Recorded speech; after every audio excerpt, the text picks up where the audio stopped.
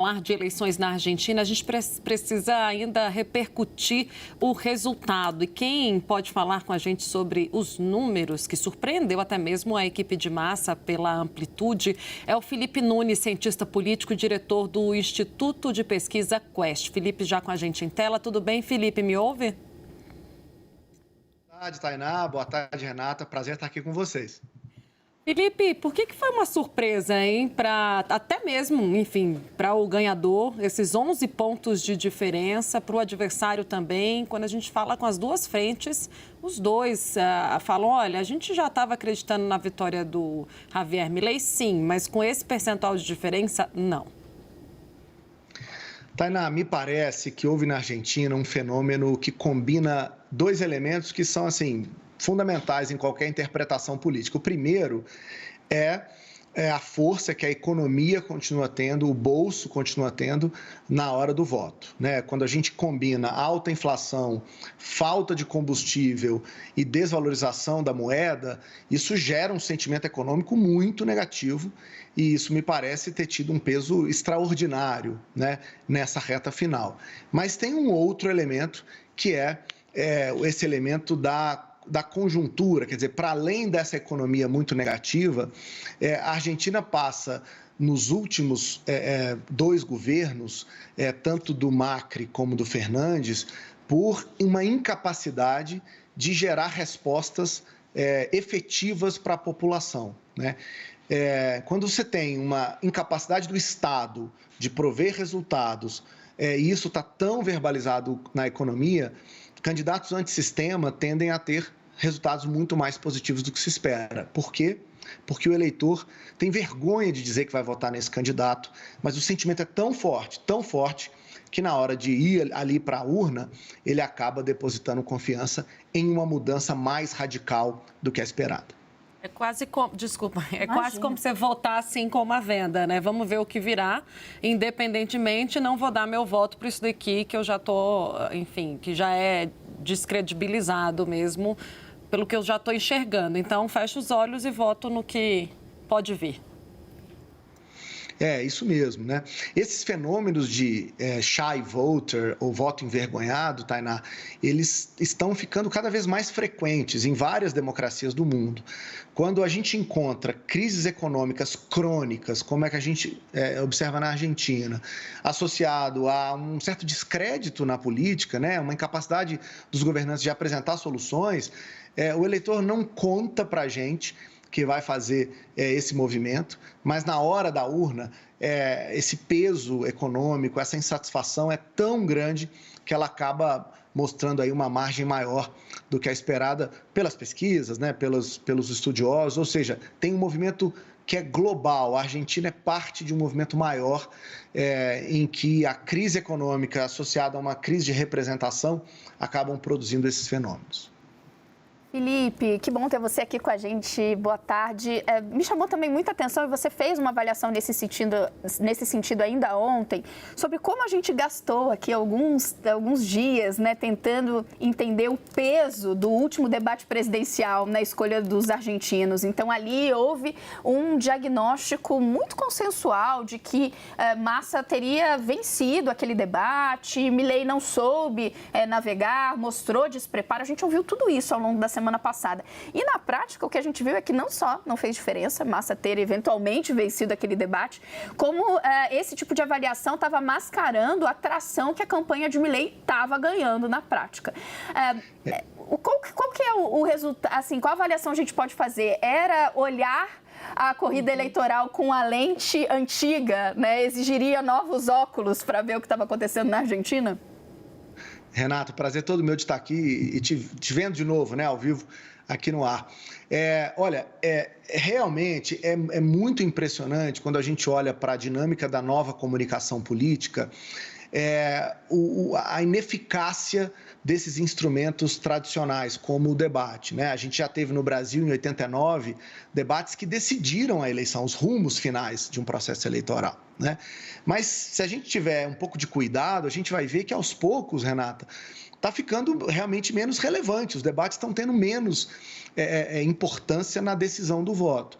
E eu faculto essa inexpressividade ou irrelevância desses fenômenos a dois elementos. O primeiro é, as pessoas estão tão dentro das suas bolhas que elas, no fundo, só encontram os recortes do debate que confirmam a tendência que elas já têm. Ou seja, a campanha do Massa vai distribuir os recortes favoráveis ao Massa para o público do Massa e a equipe do Milei vai distribuir os elementos do Milei, os melhores momentos dele para a equipe dele, para a base dele, né, para o eleitorado dele. Ou seja, esse componente do que eu chamo de ecossistema enviesado de informação, em que você fica fechado ali nos dois lados, é uma das explicações, na minha opinião, dessa da irrelevância do debate. Mas tem um outro elemento, que é as pessoas estão também menos dispostas a ouvir. Em todos os estudos de opinião pública do mundo inteiro, a gente vê que os efeitos de campanha são cada vez menores. Essa campanha tradicional, né? Por quê? Porque o eleitor que está disposto a mudar, Renata, ele é um eleitor, por exemplo, que está no TikTok na Argentina. É um eleitor mais jovem, um eleitor que ainda está disponível para o debate.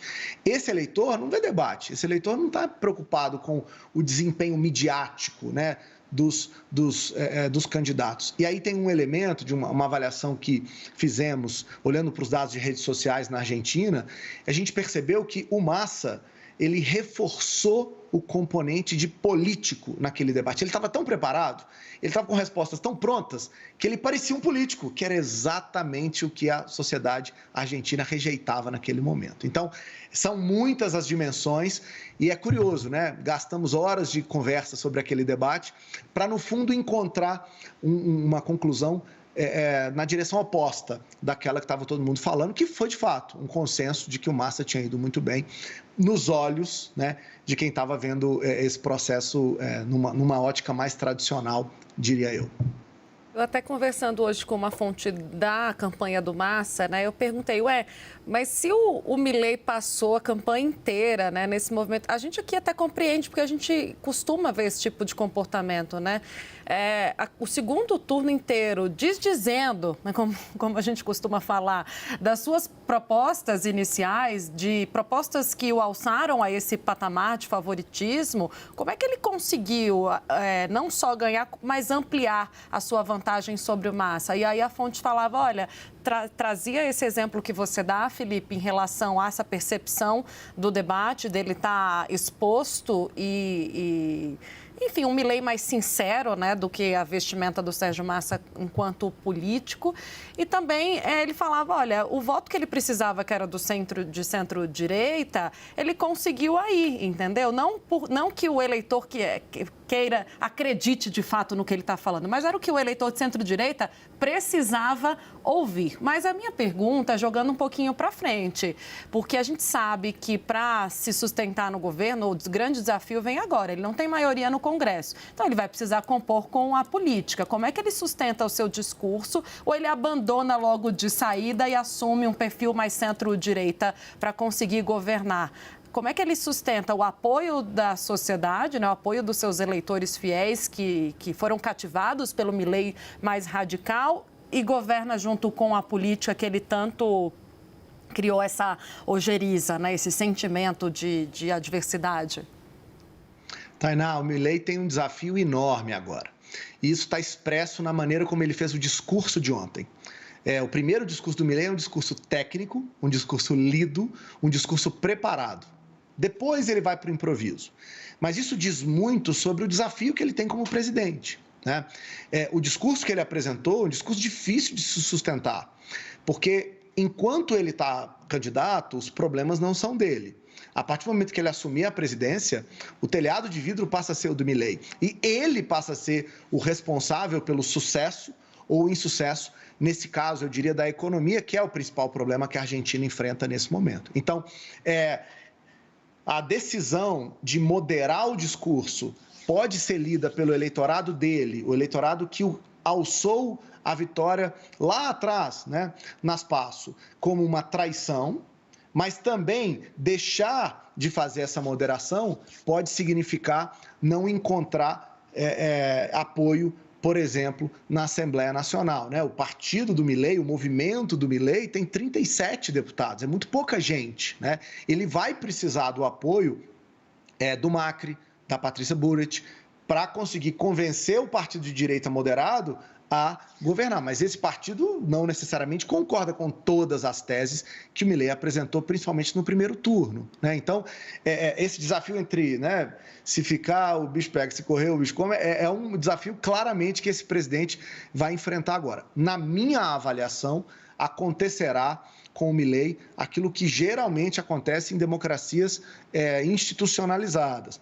A necessidade de negociar com o Congresso vai fazer com que ele fique um pouco isolado politicamente se ele adotar o discurso mais radical, né? Os decretos argentinos não são suficientes para dar a ele capacidade de mudança. Ele vai ser obrigado a moderar o discurso, pelo menos na prática, né? Do contrário, ele nem fica muito tempo no governo, porque a Argentina tem questões gravíssimas e ele vai precisar, para ter governabilidade, dessa moderação de medidas, digamos, palatáveis, né, para a sociedade, para dar conta disso. Mas não é um desafio fácil, Tainá, é algo realmente que vai exigir aí um olhar muito estratégico, né, por parte dele e de toda a sua equipe de estrategistas, de comunicação, da equipe política. Felipe, deixar de ser oposição para virar governo é sempre deixar de lançar pedra para virar vidraça. É isso que a gente vai ver na Argentina. Obrigada demais pela sua entrevista, Felipe Nunes, cientista político e diretor do Instituto de Pesquisa Quest. Até a próxima, Felipe. Até mais, gente. Boa tarde. A gente vai seguir.